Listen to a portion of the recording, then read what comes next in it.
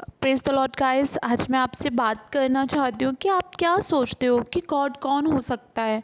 वो क्या है? वो कोई लाइक जैसे हवा है वैसे है, चाहे वो स्टैचूज़ में है, वो क्या है, कैसा है वो क्या सोचता है हमारे विषय में, उन्होंने हमें क्यों बनाया। ठीक है, आज इसी को लेकर मैं एक छोटी सी स्टोरी आपको डिस्कस करूँगी ताकि कि आप मेरे समझने पाएँ, ताकि कि मैं आपसे क्या कहना चाहती हूँ। ठीक है, एक बार क्या होता है, एक मूर्ति का स्टैचू गढ़ने वाला होता है। वो स्टैचू बनाता है, अच्छे बनाता है तो उसकी सेल अच्छी होती है। उसके बाद उसका बेटा छोटा होते ही उसे देखता है, और जब वो बड़ा होता है वो बहुत ही अच्छे स्टैचूज़ बनाने शुरू कर देता है, और उसमें गोल्ड पीतल ऐड करता है बीच में।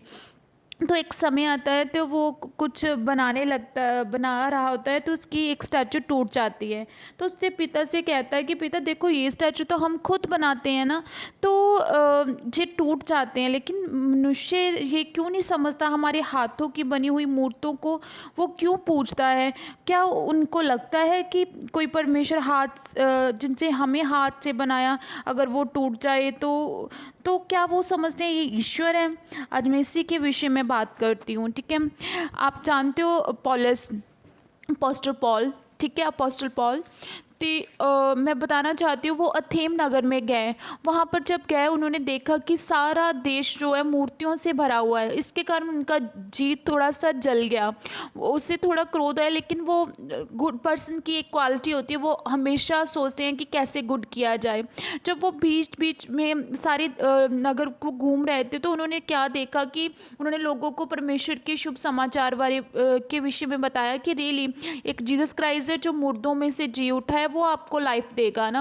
वो बता रहा था, लोग कह रहे थे कि ये अन्य देवताओं का प्रचार करता है, कुछ कहते थे ये बकवादी है, पर फिर भी वो कंटिन्यू बता रहा था।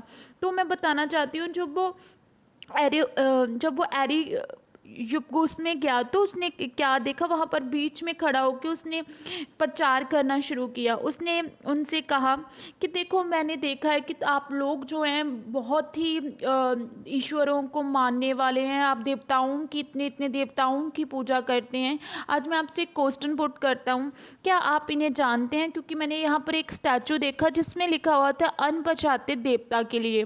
तो उसने अपनी बात रखनी चाहिए कि आप उन्हें पूछते हो जिसे आप जानते नहीं हो, आप उनकी उपासना करते हो जिन्हें आप जानते नहीं हो। लेकिन मैं आपको उस ईश्वर के बारे बताना चाहता हूँ जो हमें हमें जानता है, जो हमारा नाम लेकर पुकारता है, जो जानता है, जिसने अपनी हथेली में हमारी पिक्चर खोद रखी है, क्योंकि उसने अपने हाथों में कील खुदवाई था, जो कि हम लोग जो है एक अच्छी लाइफ जीने पाएँ। तो मैं बताती हूँ, तो वो अपनी बात इस कदर रखता है, वो कहता है कि देखो, जो परमेश्वर है वो उसने आकाश, वो सर्वशक्तिमान परमेश्वर है, वो आकाश को सर्जने वाला है और पृथ्वी को तानने वाला है, जो जो उपज साहित पृथ्वी को फैलाने वाला है, उस पर के लोगों को वो सांस देता है और चलने के लिए उस पर आत्मा देता है। वो बोलता है कि रियली एक परमेश्वर, वो परमेश्वर है जिसने आकाश बनाया, पृथ्वी बनाई है, जिसने हमें हमारे भीतर में सांसें फूकी है, जिसने हमें एक आत्मा दिया है, हम जिससे चल और फिर पाएँ। क्या आपको लगता है कि ऐसा परमेश्वर हाथ के बनाए हुए स्टैचूज़ में रहेगा? सुलेमान एक बात कहता है कि हे परमेश्वर, तू तो स्वर्ग में भी नहीं, स्वर्ग के सिंहासन में भी तू कैसे में भी समाता नहीं, तो इतना महान और सर्वशक्तिमान परमेश्वर है, तो मेरे हाथों के बनाए हुए इस यरूशलेम में कैसे निवास करेगा? क्योंकि वो जानता था वो सर्वशक्तिमान परमेश्वर है। लेकिन आज मनुष्य लोग क्या करते हैं, जो लोगों के हाथ की बनाई हुई मूर्तियाँ होती हैं, जो किसी आर्टिस्ट की बनाई हुई पिक्चर होती है, उसके आगे दंडवत करके कहते हैं ये हमारा परमेश्वर है। दैट बाइबल में कहा कि बाइबल में परमेश्वर कहता है कि मैं यहोवा हूँ और अपनी महिमा मैं दूसरों को कभी ना दूंगा। जो स्तुति मेरे योग्य हैं, वह खुदी हुई मूर्तों को मैं ना दूंगा। दैट परमेश्वर कहता है देखो, मैं अपनी स्तुति दूसरों को कैसे दे सकता हूँ, मैं अपनी महिमा दूसरों को कैसे दे दूंगा, क्योंकि जो कुछ है ही नहीं है, क्योंकि परमेश्वर जानता है वो कुछ भी नहीं है। अभी हमें बात समझने की ज़रूरत है कि देखो हम उस परमेश्वर ने हमें क्यों बनाया।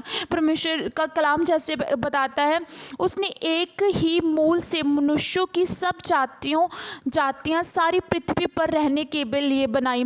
वो मूल क्या था कि हम उसकी उपासना करें, ठीक है। उनके ठहराए हुए समय और निवास की सीमाओं को इसीलिए बांधा उसने, इसीलिए हमें एक घर, एक रिलेशन दिए हैं कि हम उसमें बांधे रहें, ताकि कि हम परमेश्वर को ढूंढें, और जब हम उसे ढूंढ लें तो उसकी उपासना करें।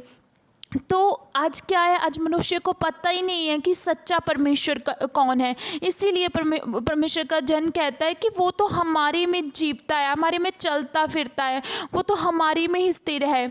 तो कितने आप लोग कहते हो हम तो परमेश्वर की वंश हैं। अगर हम परमेश्वर की वंश हैं तो ये अच्छा लगता है कि परमेश्वर का वंश होकर हमें ये समझना उचित है कि ईश्वरीय परमेश्वर जो सोने जा, रूपे जा, पत्थर जा, लकड़ी की बनाई हुई खुदी हुई फोटो में वास करेगा, जो मनुष्यों की कारीगरी और कल्पना के गढ़े हुए हैं। इसलिए परमेश्वर ने अज्ञानता के समय पर ध्यान नहीं दिया।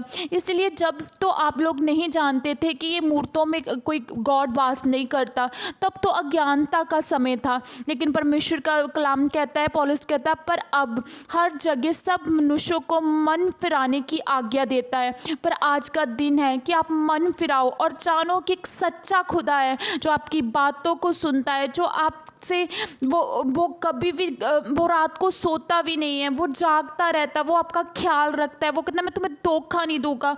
वो कहता है मैं तुझसे सचमुच प्रेम करता हूँ, मैंने तुझ पर अनुग्रह किया है, मैं तुझ पर दया करता हूँ, मैं तुझे रोगों से बाहर निकाल देता हूँ।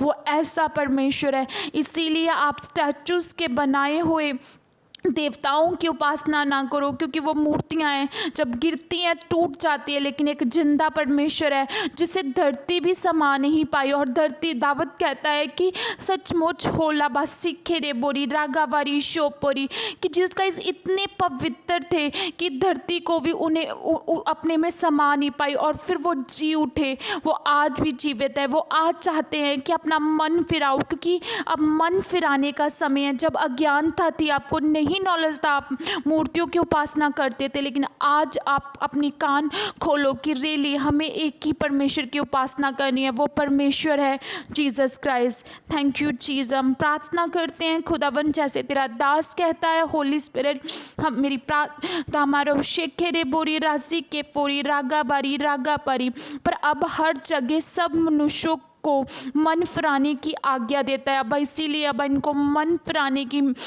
तेरी बच्ची होने के कारण मैं आज्ञा देती हूँ। यीशु मसीह, तेरा वचन कहता है कि हे यहोवा, तूने कहा मैंने तुझे धर्म से बुला लिया। अब तूने मुझे धर्म से बुलाया और मेरे हाथ को थाम लिया, और पिता तूने ताकि कि तू मेरी रक्षा करे। अब तूने मुझे अपनी वाचा दी कि मैं जातियों के लिए प्रकाश ठहरूँ। अब आज वो प्रकाश इनके जीवन में आने पाए यीशु के नाम में। अब तूने अंधों को आंखें खोलने वाले, अब तूने मुझे अंधों की आंखें खोलने वाला, और बंदियों को बंदी गृह से बचाने वाला, और अंधियारे की